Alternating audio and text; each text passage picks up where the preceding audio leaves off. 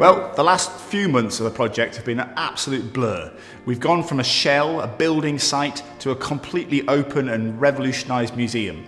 The designers and the shop fitters really came on site two and a half months before opening date, which is August the 1st. And they started to build, which is perhaps the most exciting time because you start to see things appear from the plan in 3 dimensions. Colour starts to come in, exciting pictures and graphics. And at the last minute, the objects start to appear. Now, some of them we had to put in a bit earlier. So in the central hall, there's a very large inscription, weighs about 400 kilos and is 4 meters above ground level. That took a bit of doing to get up there. But everything was in on time, ready for opening. We had a VIP preview 3 days before we opened to the public. Thought we'd launch it all on the people who matter first of all to get their impressions and their views. 177 of the great and the good from York and the country came. Opened by Bonnie Greer, who's Deputy Chairman of the British Museum, and Roy Clare, who's Chairman of the Museums and Libraries and Archives Council. To great success, lots of plaudits, people thoroughly enjoyed it. What we've got though now to offer to the public are 5 galleries, 5 main offers. We've got a Roman gallery which we're standing in. We've got a medieval gallery downstairs in the ruins which show our medieval objects off absolutely superbly.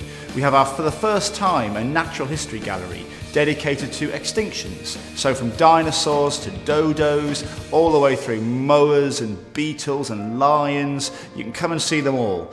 The Tempest Anderson Hall, 300-seater lecture room, is now being given over to a film, The History of York. Last 8 minutes, whole 2,000 years of York's history crammed into 8 minutes. Very spectacular.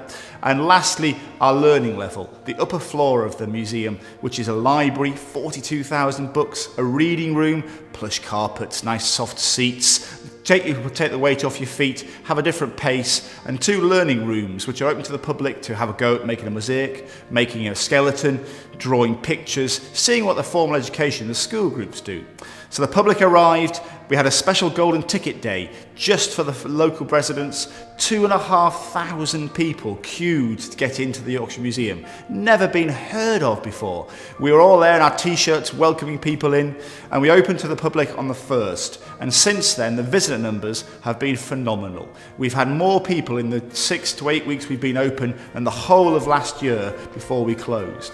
And 99% of people think we've done a brilliant job. They really appreciate it, really like it. There's something for everybody, whether you're a 4-year-old or an 80-year-old. The press have been superb in supporting us, as have the local hotels, the local tourism industry. So far, we really hope that what we've achieved really builds on the 180 years of history the museum has, and we've been able to show the collections that York has in a really different way, really exciting. And so far, the real successes have been being able to show off the plesiosaur and pliosaur, these 2 great 8-meter-long marine reptiles that lived in the dinosaur period, to their full dramatic content. The first ever dodo brought back, the world's most complete moa skeleton, Roman people, really giving you a sense of who they were. We've commissioned actors to rebuild and recreate their stories, and showing off some of the medieval remains and medieval objects that have never been seen before downstairs in the ruins of St Mary's Abbey. So we think we've achieved quite a lot in this project. For £2 million and 9 months closure, we think we've completely and utterly revolutionised the Yorkshire Museum.